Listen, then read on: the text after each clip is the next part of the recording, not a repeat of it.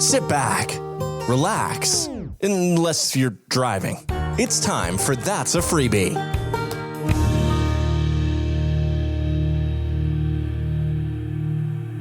You're listening to That's a Freebie. This is episode 70, Dancing Mania. As usual, I'm going to open up with an Ask a Freebie question. This week's question was another anonymous one, and the question is, are you a one or two pillow person?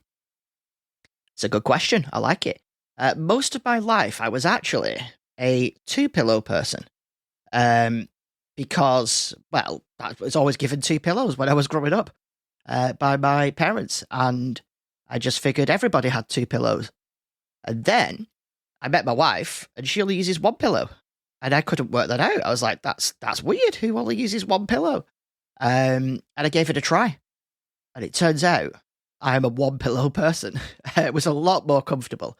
I've always been, this is going to sound really, really weird, but I've always struggled to sleep on a pillow. I know it sounds odd. I know.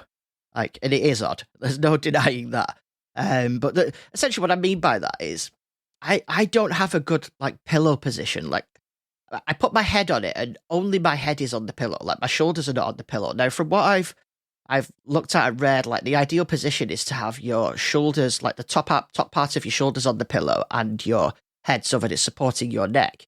But I just can't do it. I put the pillow like that and it always slides from underneath my head. So I end up with just the top of my head on the pillow, which doesn't support me very well at all. So half the time when I wake up in the morning, the pillow is just on the other side of the bed and I've probably just chucked it in the night and not even realised.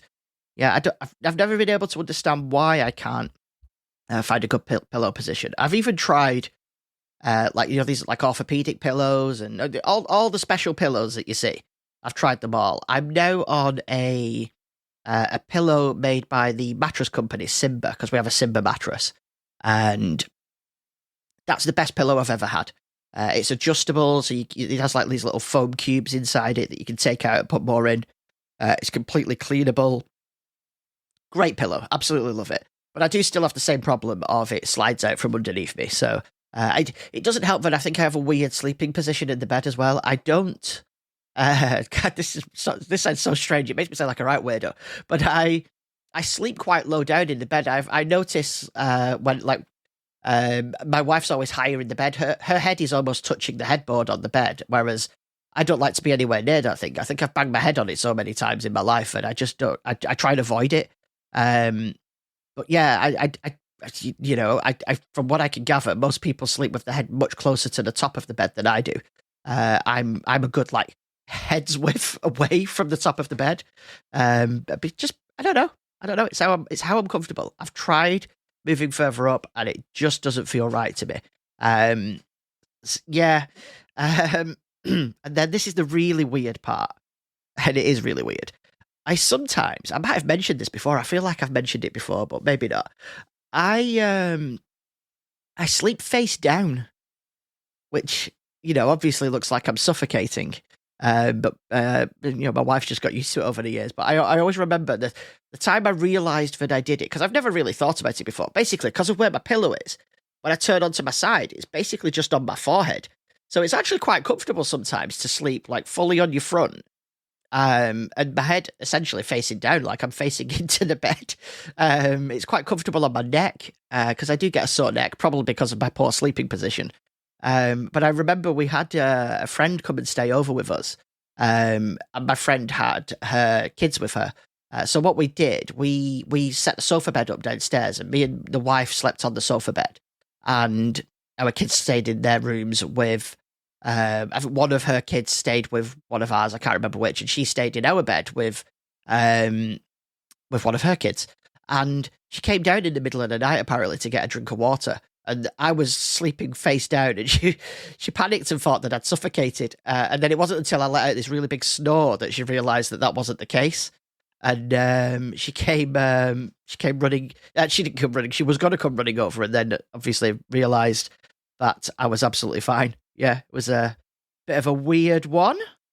If you would like to ask your own question, all you need to do is go to that'safreebie.com, and you can fill in the multi-purpose feedback form that lets you submit a question, lets you give general feedback, and it also lets you submit a topic for pod tales.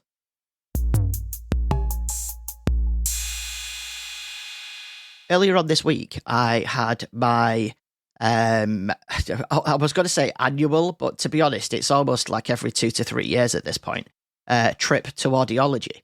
Although regular listeners of the show will know over the last year, I've been to audiology quite a few times, which is a bit unusual for me. I'm quite self-sufficient when it comes to looking after my hearing aids. I can change my own tubes, all that kind of stuff. I just don't bother going in for it because it's a waste of an appointment for someone to go in and change a tube that takes like 10 minutes, and it's a half-hour appointment you book, and it's just a complete waste of time for everybody.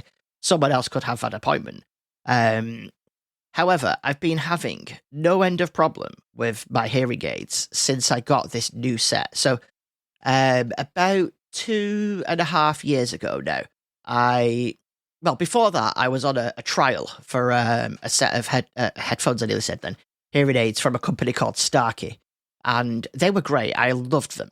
They were absolutely perfect. They sounded good. The streaming was okay. Streaming is always a little bit off anyway, more from the distance isn't very good point of view.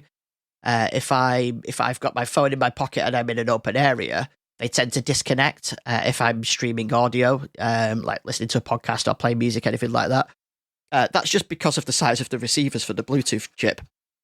If you're in an indoor area, the Bluetooth signals bounce off the walls because Bluetooth doesn't penetrate walls, and it goes back to the phone, or it goes back towards me, which means it's a better signal. So that's the only reason I tend to have issues with hearing aids in general, is that the receivers are just a little bit small for Bluetooth, so that essentially that function of them isn't great. But sound-wise, they sounded great, they did the job, I was able to hear. I had a bit of trouble in noisy places, but you do, even generally people do, so, that wasn't a big issue.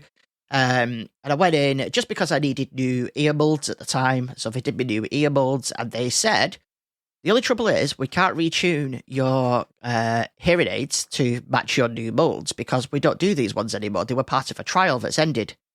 But the good news is you get a new set because we've started using this different brand. And the brand are Danalogic, which are also known as Resound. Resound are essentially the ones that you can buy from Costco. They seem to be, from what I can tell, they're like Costco's main brand. They're the same as Kirkland ones. Danalogic are just the name of the company. When they sell to the NHS, they just use a different company name because somehow it's probably some sort of tax avoidance thing or something like that. It wouldn't surprise me. It'd be some sort of scam. Who knows? I am just speculating there. I don't know. But, why would you bother having a different brand name across different areas of retail? Anyway, they changed them for these Danalogic ones. And they have been the worst things I've ever had in my ears. And I put a lot of things in my ears, as you might imagine. So the quality of them is poor. If I'm anywhere that's loud, they turn off and they restart. I always assumed it was part of trying to protect my hearing, but it happens so frequently. It got worse and worse. Like, it gets to the point where it's doing it every single day. So over the course of the last 2.5 years, I've had 3 pairs of these same hearing aids, and every time the same thing happens. They get to the point where they're restarting so often that I just can't rely on them anymore, and I basically don't wear them, and I have to wear them when I'm at work because otherwise I won't be able to hear anybody speaking at all. But I don't wear them when I'm outside of work because they're just a nightmare. They're an absolute nightmare, which is obviously not great when you can't hear people, because I've no idea what anyone's saying to me. And so I went on last Monday it was, and I spoke to the audiologist, and I was at a different audiology department than the one that I usually go to, just because of availability. And I told her the problems that I was having and everything that I've just described to you. I said, they've just been a nightmare since the start. I really don't like them. And she said, yeah, I hate these ones as well. They're a terrible brand. They're just really, really cheap. I'm assuming somebody got a cheap contract and went with it. She said, sadly, they are the ones we give out now for, like, basically, they give different things out for different types of hearing. She said, they are the ones we give out now for your type of hearing. She said, if they're restarting on you often, though, I probably just need to replace them again.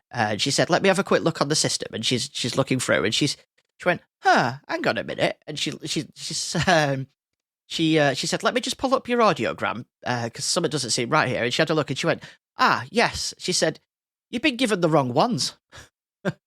I said, pardon? She's like, yeah, you weren't supposed to have these ones in the first place. According to our system, you were supposed to be prescribed a different brand because they're more suitable for your hearing loss. The ones that you've been given are for moderate to, I can't remember what she named it, but basically a lower level of hearing loss. She said, so these can't actually be tuned to the level of hearing loss that you have. Your hearing loss is severe. So I was like, yeah, that actually sounds right, because they don't pick up sound as I expect them to, as all my previous ones have done. She's like, yep, you've actually been prescribed one type and given a different type.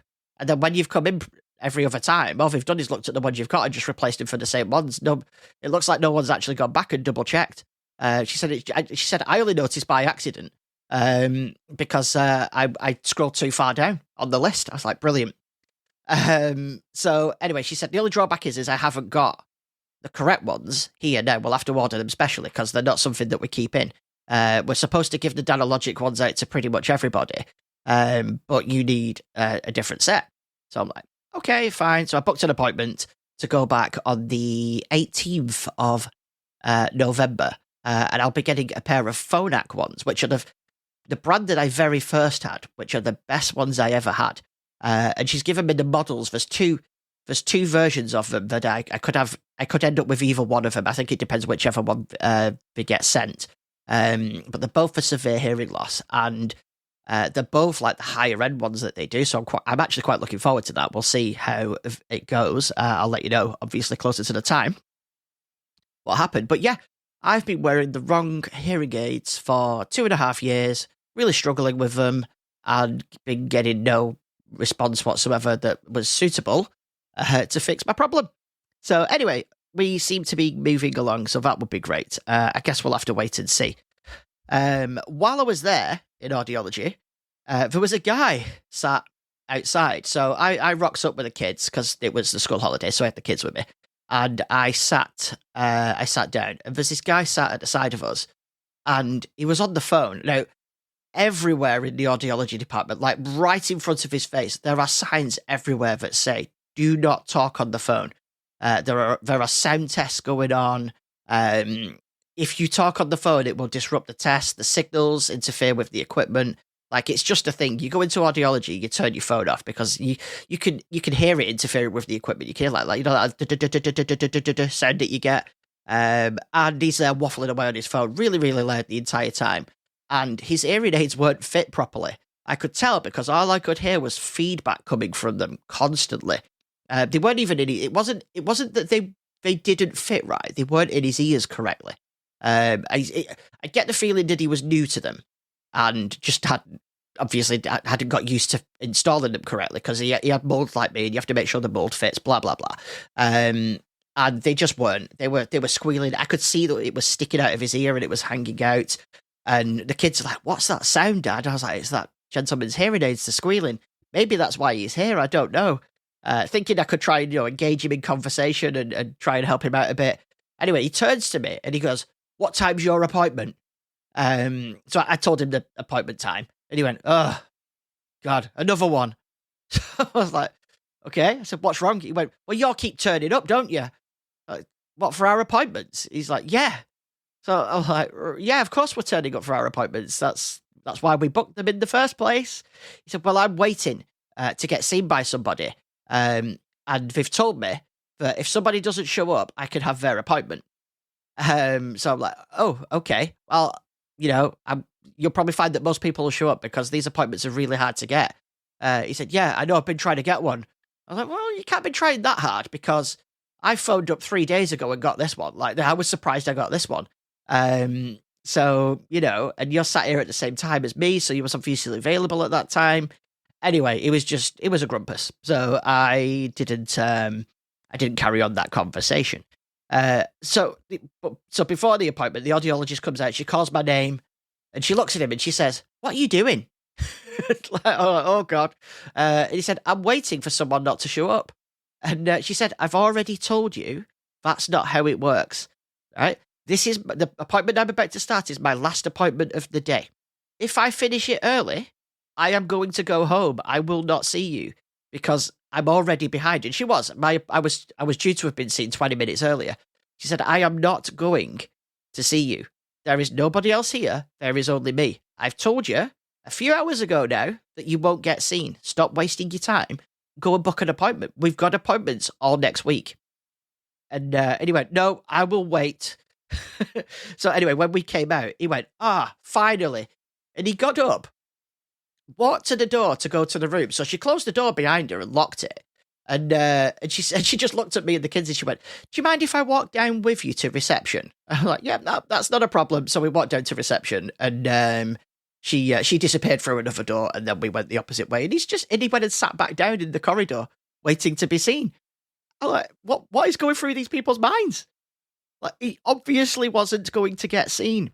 Anyway, that's what happened. Audiology stories. It looks like it's the season for them because there's probably going to be another one in a few weeks when I get seen again.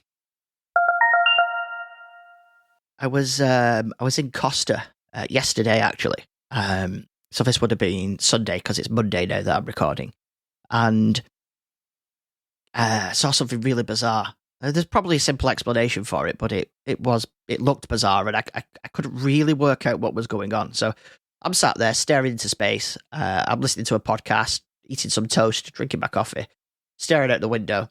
But I'm sat quite far inside of this Costa. I'm not actually sat at the window. And I saw someone get up from their table and they left. And the reason I remember it is I looked at the table and saw that they'd left the tray on the table. And I went, I hate it when people do that, when they don't put the stuff in the bin. And then I was like, oh, no, wait. I'm in Costa, that's what you do. It's not like we're in a food court and you put your stuff away. And then I was like, oh, yeah, idiot. I forgot about that, right? Simple as that. And then I'm staring away at the window again. And then a guy came in. Just regular looking guy. Dressed nicely, chatting away on his phone, and sits down at that table that the person had just got up out of. And I thought to myself, who does that? There's loads of tables free that are empty and clean. Who sits at the dirty one? That's a bit weird. And then he just picked up the cup and started drinking out of it, just finishing off the guy's cup of tea. I was like, oh, okay, that's weird. I was like, did he leave and he's come back in and sat at the wrong table? So I started looking around to see if there was another table that still had a cup on, thinking he's going to notice any minute. But nope, he sat there. He had a sip of the tea. He got the teapot and he looked inside it and saw that there was still water in, so poured himself another. He probably got half a cup out of it. Squashed the tea bag out, all that kind of stuff. Sat there and drank it, and then got up and left. Like, oh, okay. Is that a thing we do? No judgment. Maybe he was homeless. He didn't look like he was, but you never know, do you? Not everybody looks like the stereotype that you expect them to look. Yeah, no idea. He looked like he'd just come in, sat at the wrong table, drunk somebody else's drink, and left. And I think that's what happened, but I couldn't see any other area he could have been unless they cleared up after him. I looked around and I could see that the staff had noticed as well, and they were sort of pointing and talking to one another, and one of them just sort of waved their hands as if to say, yeah, just leave it. It's probably not worth getting involved. And then when he left, they quickly went over and cleared the table in case he came back. And he did. He came back a little bit later, sat back down at the same table, but this time obviously there was nothing there. Didn't bat an eye, just sat there talking away on his phone. And then I got up and left because I was due to leave. Yeah, weird time.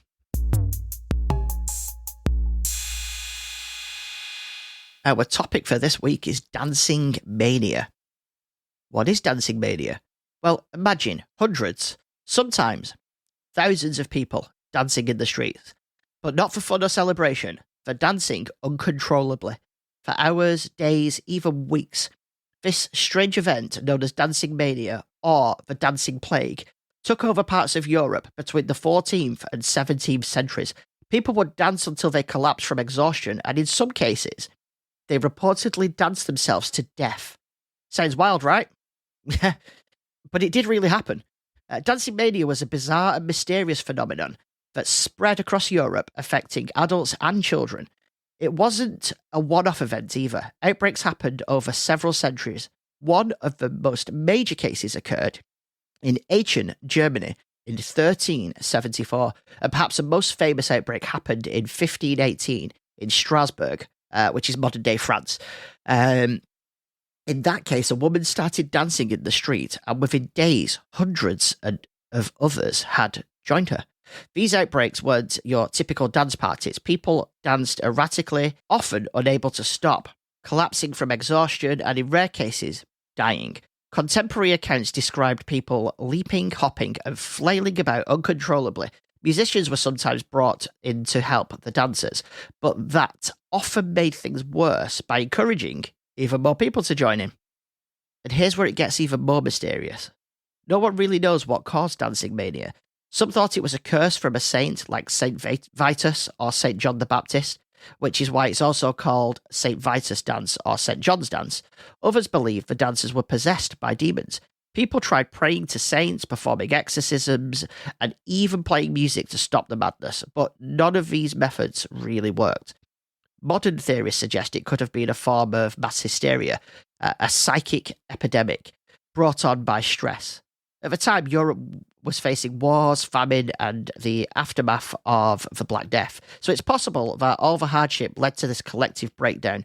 Some historians also speculate that it could have been triggered by ergot poisoning, a fungus found in rye bread that can cause hallucinations and muscle spasms. Still, none of these explanations fully account for the scale and the strangeness of the phenomenon. One of the earliest recorded outbreaks happened in the 7th century, but the most notable ones occurred later, in 1237. A group of children danced their way from one town to another in modern-day Germany, in a story reminiscent of the Pied Piper of Hamelin. In 1278, about 200 people danced on a bridge over the River Meuse, and the bridge, as you can imagine, collapsed under their weight. The largest outbreaks occurred in the 14th and 15th centuries. In 1374, thousands of people in cities across Europe were gripped by Dancing Mania. With major outbreaks reported in Germany, France, and the Netherlands, the biggest outbreak in 1518 saw people dancing in the streets of Strasbourg for over a month. Doctors at the time were baffled and even hired musicians to keep the dancers going, thinking they would eventually dance the mania out of their system. The behaviour of the dancers wasn't just limited to wild, uncontrollable dancing. Some participants reportedly dressed in strange clothes, carried sticks, or even danced naked. They didn't seem to be fully aware of what they were doing, as if they were in a trance. Many screamed, laughed, cried, or sang as they danced, while others made obscene gestures or acted like animals. People affected by Dancing Mania couldn't stand the colour red and would sometimes become violent if they saw it. They also apparently hated pointed shoes. Yeah, really. I mean, I've got to admit, I hate pointed shoes as well. Side note, someone once kicked me in the nuts with pointed shoes. It really hurts. Some outbreaks were so intense that dancers broke their ribs or collapsed from sheer exhaustion. The most extreme cases ended in death. Despite these bizarre and sometimes dangerous behaviours, the mania was contagious, spreading from one person to another as if the need to dance was in the air. So, what was really going on? Well, scholars have spent centuries trying to figure it out, and there are several theories. One of the most popular is that it was a form of stress relief, people dancing their troubles away in difficult times. Others suggest it was a kind of social contagion, and where the idea of dancing uncontrollably spread from person to person like a psychological virus. Some people believe that it might have been connected to religious cults or ancient rituals, while others point to ergot poisoning, which can cause hallucinations and convulsions.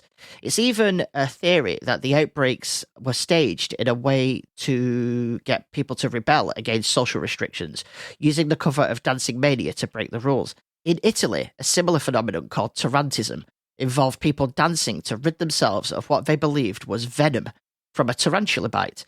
The only cure, they thought, was to dance until the venom was expelled from their bodies like Dancing Mania and Tarantism involved wild dancing, and music was often used to cure the dancers.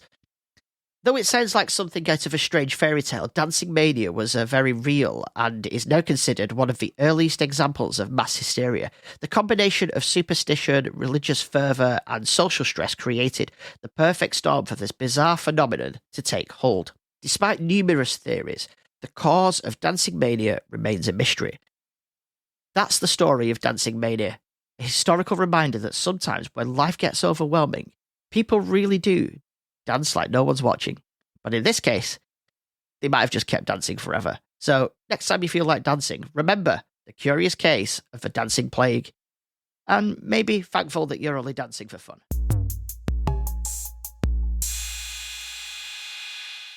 The pick of the week this week is another podcast. That's correct. I have not yet run out of podcasts that I listen to. And I'm talking on a weekly basis.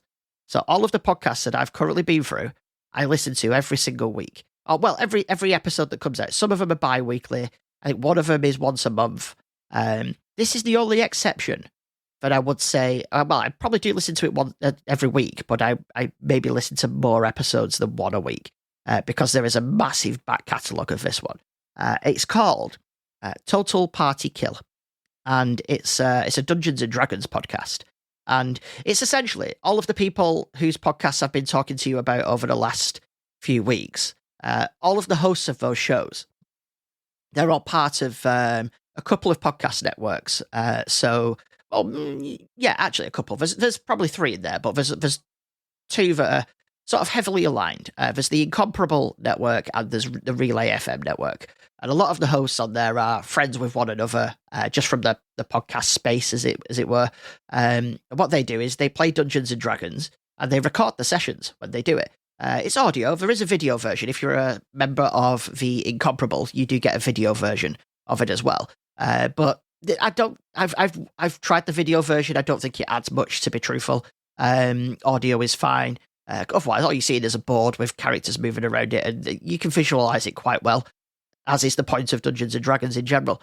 So yeah, it's a decent podcast. There are hundreds and hundreds of episodes already released, and I started listening to it probably about a year ago. I've known about it for a long time. I never really had space in my life for it, and I wasn't really into Dungeons and Dragons much, but as I've got more into it after playing Baldur's Gate 3, and then, as I've mentioned previously, playing it with the kids, I've started listening to it more, because it gives me ideas as well for when I'm playing with the kids. And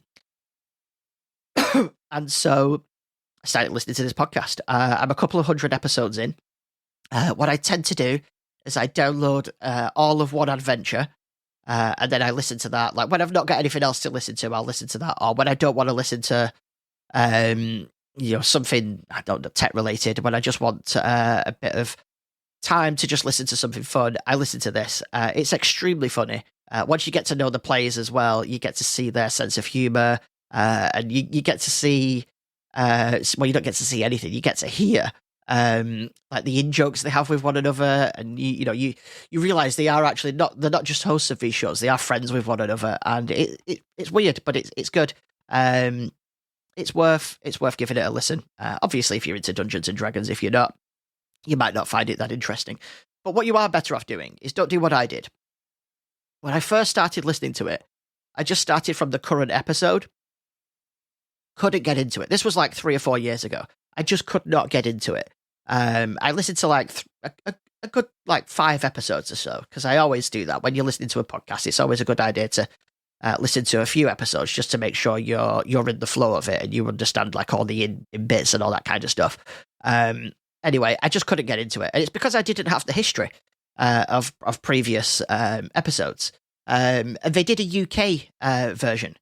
So what I did is I went and I just listened to the UK version. It's some hosts that are from the UK. So they did like a special. Because I listened to that campaign all the way from the start to the end, I got it a bit more, I understood it a bit more, and I found it much more entertaining. So I went back and started at the beginning of from the first episode of Total Party Kill, and turns out really entertaining, worth having a listen to. It's available for free. It's not something you have to be a member of the Incomparable to listen to. If you are a member of the Incomparable, though, you do get the entire sessions that they do, so like 3 or 4 hour sessions. You could just download that instead of having all the individual episodes from each session, which I've found a little bit easier to manage because I basically just download an entire campaign and then I can listen to that instead of having to. Because what happens is during the course of play, they'll start a new campaign with some different people and things like that. So you might be listening to one and it'll get cut off and it'll be like they'll do the Halloween special, which is great. It's good. It's okay to listen to it in that order, but I just like to hear the entire campaign first. I was reading an article the other day, and it was about suction cups. I was looking into I don't know if you've seen it, nano suction technology. I was looking into that. I can't even remember why now, but just one of those things I got in, where you go down a rabbit hole. And I discovered actually that there's a company who's made the world's strongest suction cup. Yeah, I'm not quite sure how they pulled it off.